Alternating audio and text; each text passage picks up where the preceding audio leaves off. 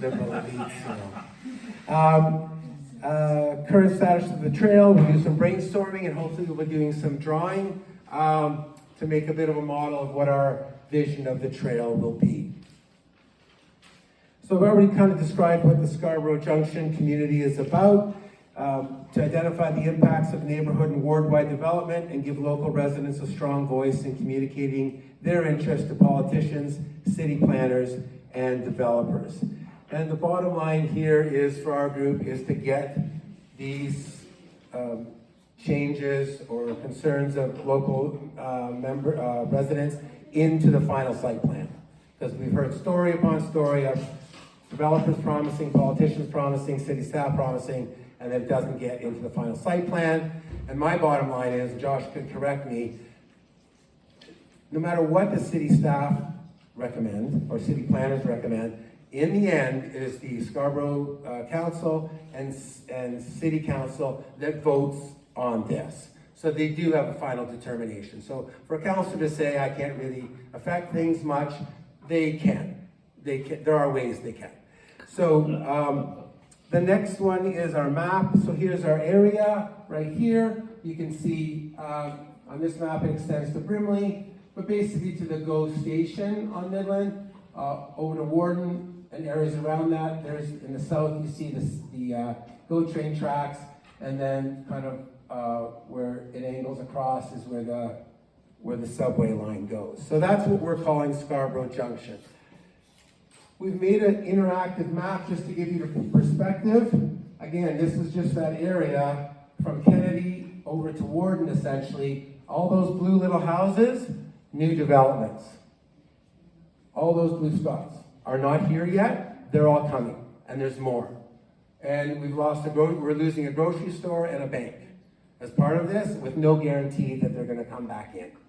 There is going to be a grocery store. If you see the cluster up on the far right, that's the proper Scarborough Junction, Kennedy Junction. 10,000 units going in there.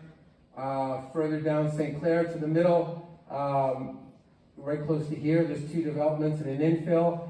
And then Warden Hilltop at the corner of Warden and St. Clair is potentially up to 7,000 units. I know that program, that's a City of Toronto program to get some community housing or affordable housing in there as well. But apparently that's on hold because of Canada Mortgage and Housing stuff and that sort of thing. So 26,000 units, 50,000 people just up here on this map. Not counting on what's coming still. And this is not the whole ward. This is just our little corner.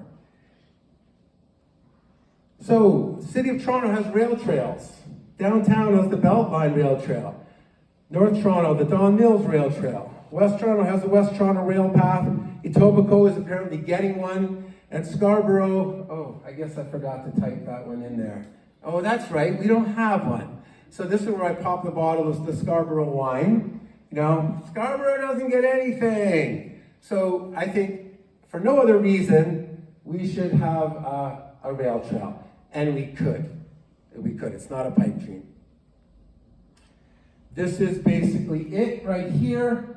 Over here is Warden Subway Station. It does extend down a little bit along that black arrow. There's a hydro corridor and former CN Gecko rail line that goes all the way to the Meadowway. You can see Kennedy Station at the top where it says Eglinton, and then there's a straight shot, there's a path already there that goes parallel to the now abandoned or soon to be abandoned RT route. The old RT route, is it gone now? No, it's still running? Okay, so, which could be another cool bike expressway or something, like who knows what that could be. So that's 5 or 6 kilometers is what we're talking about. If we go this way, we connect to Taylor Massey Creek Trail and Warden Woods. And up there, like I said, we connect to the Meadowway up in the yellow and to Rouge Park. So we have a connection to the Greenbelt that you could walk, and we have. We'll get to that. This is another map showing this. This is from the Urban TO site. Similar, it's the blue line here. Just another map of the same thing. And here's another map just around this area. This is Warden Subway Station. Right here where it says the Ina Grafton Gage House. If you see that green area, there's 4 huge buildings going in there. A little further south, you can't see, is the former TD Bank site. And that's going to, and there's going to be buildings right up by Ina Grafton. But this pink trail, over here, I live over here somewhere. There's a connector sidewalk that goes between the older Danforth Gardens neighborhood to the Oates Park neighborhood. We're putting in a 60-meter pollinator pathway there. Started last year, we're still putting it in. That could connect to Pilkington and then go all the way, starting along that trail. All these people are going to be living here in those neighborhoods and south of here can all connect over the bridge at St. Clair and all the way up to Warden Hilltop, to public schools, to other parks, St. Clair Ravine. It's a natural. This is a no-brainer. So I just referred to it. This is the centerpiece of the whole trail. This is just St. Clair and Warden. This is what connects us right now. It's very lightly used right now. It's just some dog walkers and stuff. But this would connect kind of the south end of the trail to the north end. Warden Woods would be up to the left over there. So we've done a number of events here. That's one of them, and we'll refer to some of those. So we had an event, it was well attended during the last election. Councillor and mayoral candidates were invited to come and speak for a couple minutes in support of this trail, and many of them did, and then we went for a hike on the trail. This is some more pictures of the trail. This is near the hydro corridor there. There's a big field around there, and the rail trail is where the bush is right there. This is another one of our hikes that we walk through. This is actually on the rail trail itself. And this is kind of more along the hydro lines, walking towards Birchmount. This is crossing Birchmount Avenue. And if you take a left turn and go up 200 meters, you get to La Bastille Patisserie. No, La Bastille Patisserie, which we have some snacks here, make sure you get. You could bike or walk on that trail, stop, go up 200 meters, and go have a croissant and an espresso or something, or a tart or something. And it would be so cool. But that's just one example of all the connections this place makes. And the terminus is basically here at the Terra Avenue Bridge, and you can see the Meadoway ahead of you and the RT tracks right here. So it's about a 5 to 6 kilometer trail. And we actually did a hike for the green belt. We had 4 different levels of hikes, and these 2, 4, 6, 7 intrepid souls walked the 19.1 kilometers from Warden Hilltop all the way to the green belt. It was dark by the time we got there in the fall, but we did it. And it can be done. The trail is there, we walked it. We're living proof. And I'm not sure how many people have done that. So this might have been one of the first groups. The history of this trail. 50 years ago, last year, exactly, a bunch of master's students at U of T came up with this idea of having a bike trail from Warden Station to the zoo. That was the basic premise. And they suggested this. That was 50 years ago, 1972. One of my lines is, I'm going to kind of co-opt the old tree metaphor. When's the best time to plant a tree? 50 years ago. When's the second best time? Today. So that's the mantra I want to use for this trail. It's been talked about before. 2005, 2006 reports to use this bridge to connect north and south neighborhoods. These are city reports. 2007, there was a staff report. Again, the report is much more extensive. There's more pages to it, but basically it's saying the same thing, that this trail could be used. Numerous councillors since then have promised it, tried to do it, haven't followed through. It's part of the Wardenwood secondary plan, but that's worth the paper it's printed on, because as far as I'm concerned, what's happening now, they're slapping up buildings. All city staff and politicians are focused on that, and everything that the city writes about complete communities, walkable communities, putting in enough amenities into the infrastructure is all rhetoric, and none of it's happening. They're just rezoning, fixing sewers, making better electrical, making sure a building has water. No one is addressing this. Everyone passes the buck on this. So that's my opinion. And this is the election rally we had. We were covered in the Scarborough Mirror and the Star. And that's the Greenbelt hike that we did. Our local councillor has endorsed this. Dolly Begum's shown in this picture too, and Bill Blair also supported it, who we just recently met with. We got him out on the trail after some convincing, and he apparently sold on the idea, to the extent where he did a motion in council to implement the Scarborough West Rail Trail pedestrian and cycling connections by Councillor Gary Crawford. Basically, it's requiring the General Manager of Transportation Services to report on implementing recommendations from the Wardenwoods Community Secondary Plan and a future Scarborough West Rail Trail. So I can work with anyone, and I'm not here to trash anyone, but reality is 2 months after this motion happened, I called Transportation and Parks. They knew nothing about it. So I've already met with them. I met with city planners myself, and I went with a parks person and walked a good section of the trail. And they have a bit of a, just one more thing. Councillor Crawford couldn't be here today, but he did send this statement, which is basically restating his motion and saying that this is a done deal, and the petitions aren't required at this point. But until the funding is there and the plan is there and the various departments actually know about the motion, then it's not done. So I'm not going to stop pushing on it until that stuff is done. One of the kind of kinks in the plan is 685 Warden. 4 buildings going up in that green space that I showed you earlier.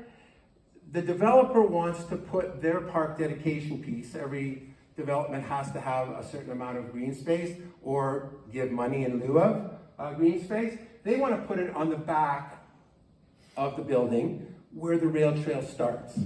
Parks, apparently, and the city planners at the time want it in the middle of these buildings somewhere more accessible. So we're trying to get the city parks to look at, if they want to build that first section, which is the origin of the trail, let's let them do it, right? Let's do it, because then those people can connect to all kinds of other parks and areas, and Warden Hilltop and everything else. If that part doesn't happen, so again, trying to get an answer, sent another email today, sent one before Christmas, sent one after Christmas. No one seems to be able to tell me anything. I mean, it is an appeal, but they won't even tell me if this is an appealable thing. So, so this is the rail trail origin, and this is the email I just sent to everyone again, saying, hey, I sent this to you before, I haven't heard back. Can you get back to me? I won't go on about that. Another thing that's happening on the trail is Brown and Story Architects entered a competition to redesign some trails and connections and buildings in the Victoria Park Station area. And they mentioned the Scarborough Rail Trail and are looking at ways to connect with it.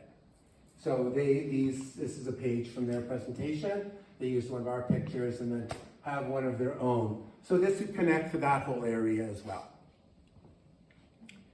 So the plan is endorsed by Minister MP Bill Blair, who we met with on Friday.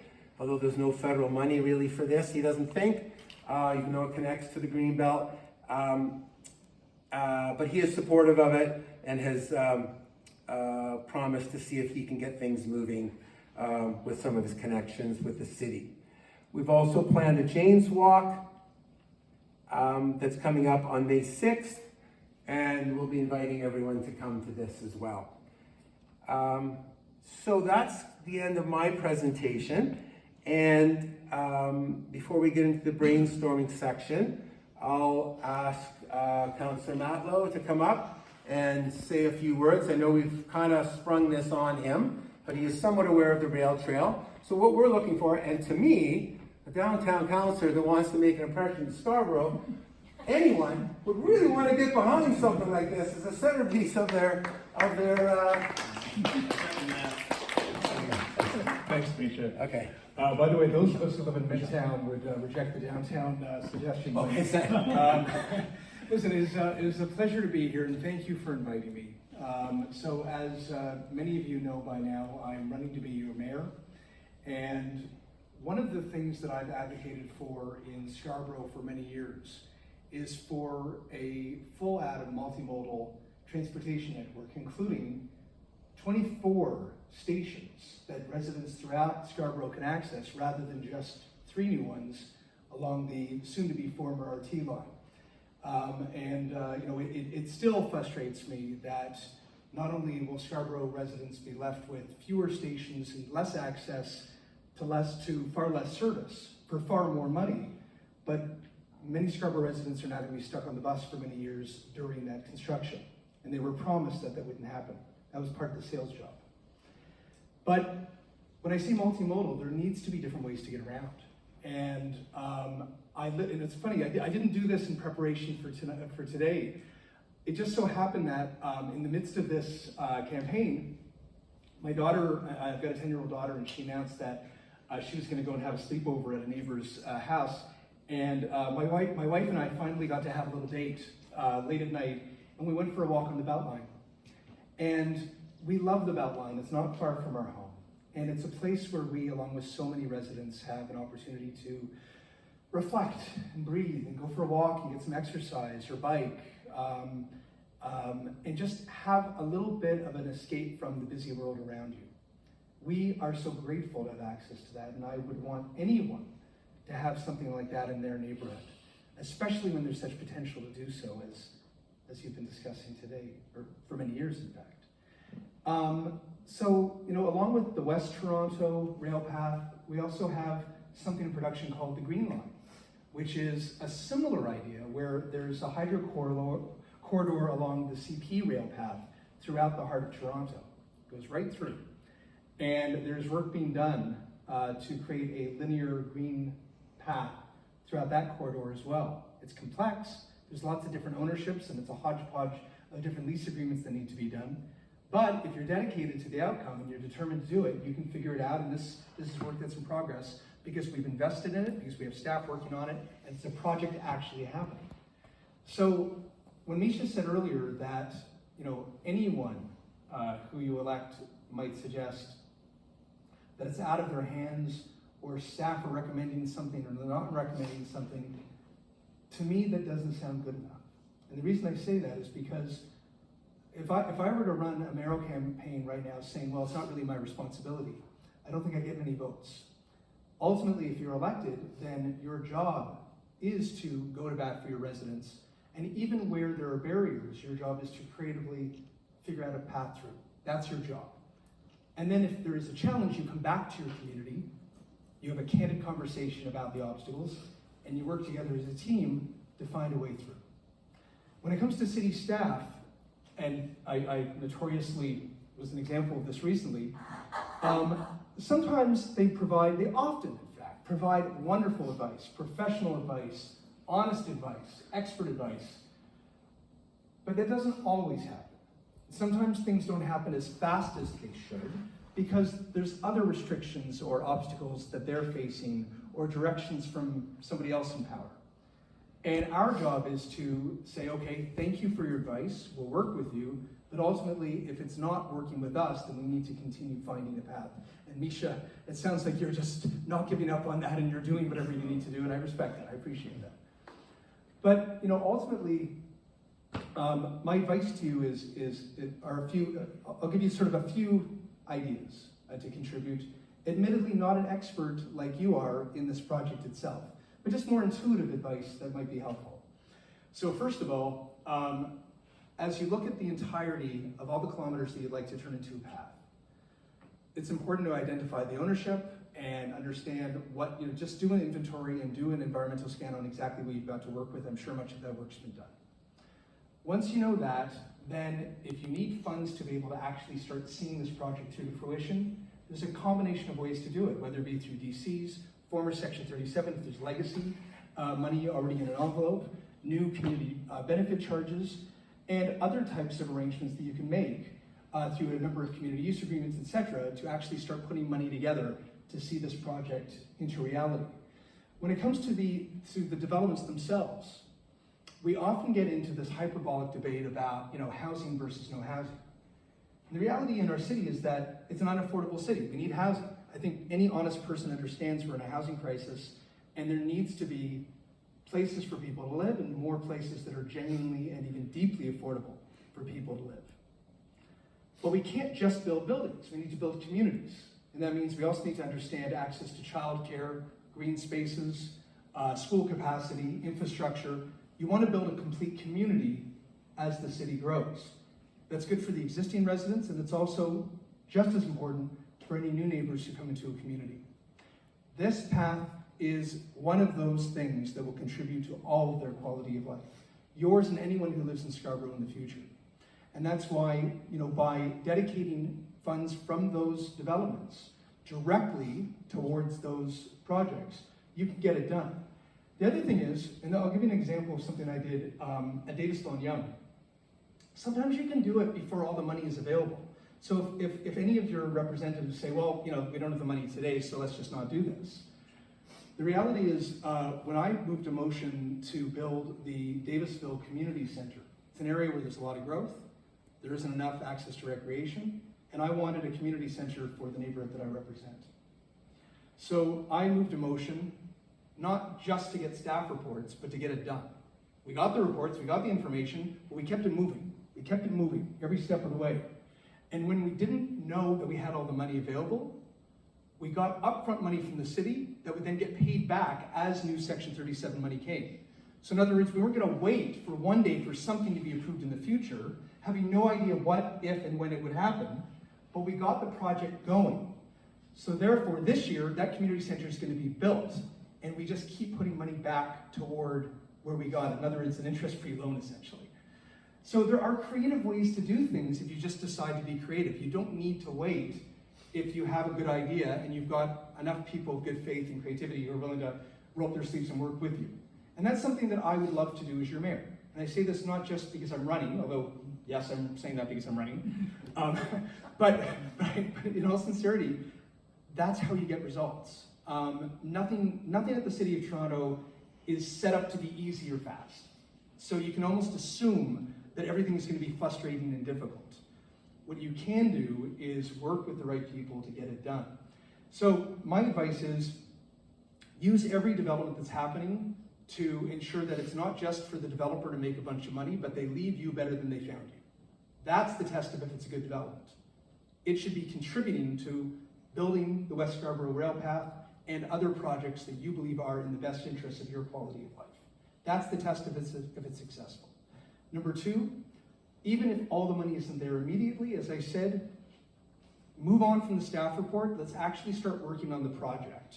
And then as we move forward, we'll continue funding it as we go, kilometer by kilometer by kilometer. It doesn't have to be done at the same time. In fact, the green line that I mentioned to you, we're doing it admittedly in a piecemeal way because we don't have the rights to do it on the entire, I believe it's five kilometers of that park. So we started with Geary, we another park at McPherson, and one by one, we're going to then connect all these different parks into a linear path. It doesn't all have to happen the same day, as long as you start working on it. And I find that with most things in life, once you actually start building it, you manifest it, because then you show something. And then other people might want to invest in it and support it and work with it, and you demonstrate that momentum, and that's something that we can do together as well. And then the last thing I should just mention to you is that, and this is completely political, so take it for what it's worth, but in 3 years, whoever runs to be your local councillor, I think it's so, and every mayoral candidate, I think it's really important to not just hear us tell you anything that you want to hear. In other words, we're going to do something, we're going to get it done. It's important to ask the follow-up question, which is, demonstrate how you're going to get it done. Show us the plan. And that's something that, you've heard me give you some basic advice, understanding the limited amount I know, based on what Misha shared and what I'm learning from you. But I'd also like an opportunity to actually sit down with you and get into those details, where we can work on a plan that we can work on together, and then if I'm your mayor, see it through to fruition, and then work with your current councillors or new councillors, that'll be your choice in 3 years, to actually move forward with the project. And that is my feedback to you. Thank you. Thank you very much. Thank you very much, Councillor Matlow. And I'm glad this is on your radar screen. We do have a quite extensive email list for this group, and there is a lot of support. You've seen the number of people that have been out at our other events. And people want to see this happen. And it's, like I said, it's a no-brainer to me. So why don't we take a second. The next kind of part is we're going to just get some ideas.